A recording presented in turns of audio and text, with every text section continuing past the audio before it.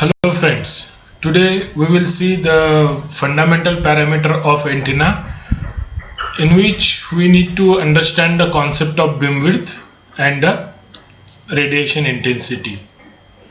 So here basically what is the beam width here? So beam width is defined as the particular angular separation between the two identical points on opposite side of the pattern, which is the maximum one. And here we already saw the equation in an earlier presentation that the half power beam width is equal to the determinant value of theta hp left minus theta hp right.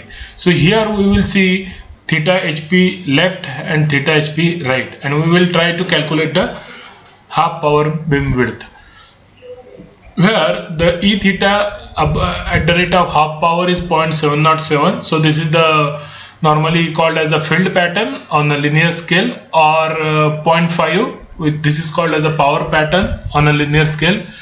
If you take it the power in terms of the dB, then the minus 3 dB level we are taking one and try to calculate the amount of the half power beam width.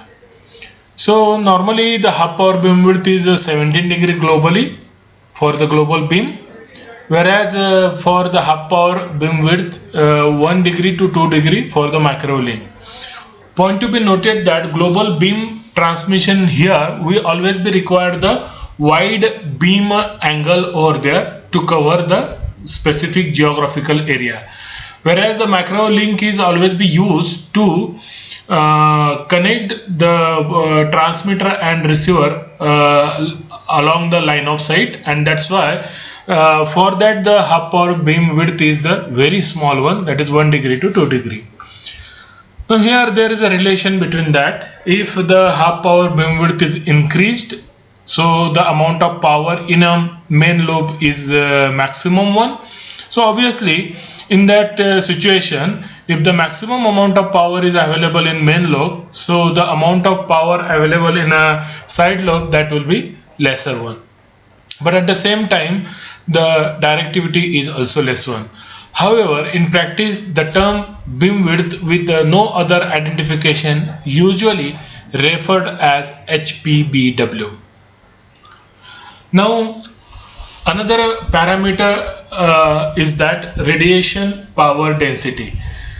Now if we see the electromagnetic waves which are used to transport the information from one point to the another one in a free space medium, so it's natural to assume that the power and the energy are associated with the electromagnetic fields, and that's why the quantity used to describe the power associated with an electromagnetic wave is the instantaneous Poynting vector, which is defined as the W is equal to E into H, where W is called as the instantaneous Poynting vector, watts per meter square, whereas E is the instantaneous electric field intensity, volt per meter, whereas the H is the instantaneous magnetic field intensity, ampere per meter. Now this whatever we are assuming the letters, script letters that denote the instantaneous field and the quantities as well as are used to represent their complex counterpart. So now if you see the time and the spatial variations of that component, normally the W is related with the X, Y, Z and the T. At the same time, if you see the electric field intensity and magnetic field intensity, these are the time related component for the application of time varying field. So it is more often desired to find the average power density, which is obtained by integrating the instantaneous Poynting vector only one period and dividing by the period, whereas for the time harmonics variation of the form e raised to j omega t, we define the complex field E and H, which are related to their instantaneous counterpart of the E and H. So here the time component are normally ignored one. So here W is equal to E into H. This is equal to real 1 by 2 real part of E into the H complex conjugate plus 1 by 2 real part of E into H e raised to j omega t, 2j omega t. So if you calculate the average value of that, this is equal to W xyz average is equal to 1 by 2 real term of E into H bar. So this is the important equation we get it over there, which is required to calculate the average power intensity of the particular signal. So this equation is very much important for solving the problem. Now spatial variation in power density. So the same equation again revisited, where the term 1 by 2 is available. So it is assumed that E and H represent the peak amplitudes value, not the RMS value. And if E and H were to represent RMS value, then the 1/2 term will be omitted over there. Now measuring instrument typically measure the RMS values, whereas at the time of calculation of that, we are considering the peak value of the particular signal. So here this equation is analogous to the Ohm's law. P is equal to 1 by 2 V into I square, where V and I present the peak or not RMS values over there. Now while calculating the amount of the power, it is nothing but the closed loop integration of the W into the D of S, where the D of S is the infinitesimal area of the particular closed surface. So while calculating this one, we need to be observed the theta as well as the phi, where the phi is moving one from 0 to 2 pi, whereas the theta is moving one from 0 to pi. And this we need to be calculated properly. So here double integration of W into AR R square sine of theta d theta d phi. This is the infinitesimal area of closed surface. AR square AR into R square sine theta d theta d phi. So if we try to integrate this value, we will get it the final relation as a P is equal to closed surface of W average into ds is equal to integration of 0 to 2 pi integration of 0 to pi W average into AR cap R square sine theta d theta d phi. And this is the P rad, that is the radiated amount of the power. We get it over there, which is normally called as radiated power of the antenna, or it is also called as the average power of the antenna.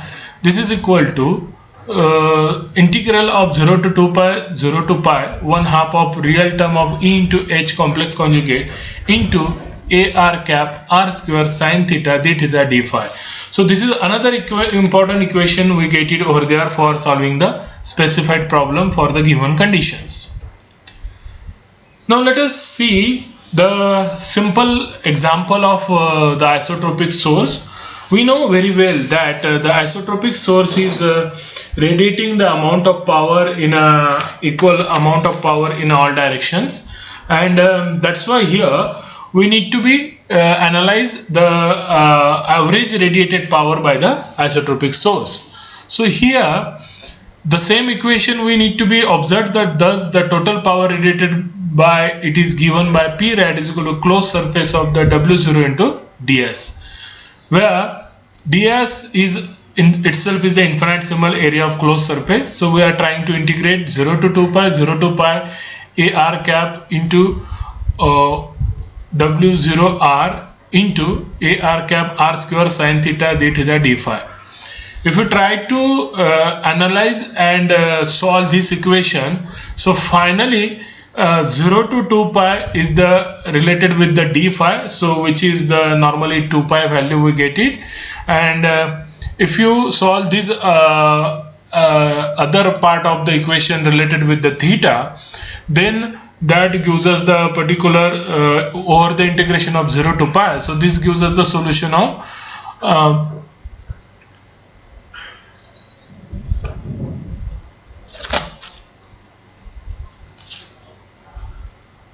that gives us the relation to r square. So this is the whole term, we get it 4 pi r square w0, and that's why the power density can be calculated as a w0 is equal to ar cap w0 is equal to ar cap p rad upon 4 pi r square.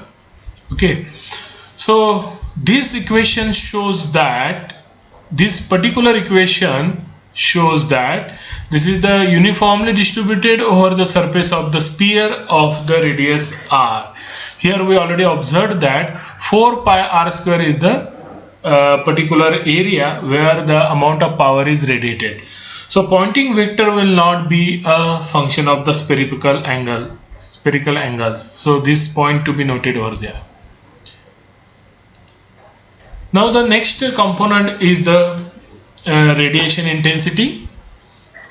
This radiation intensity is defined as it is in a given direction is defined as the power radiated from an antenna per unit solid angle.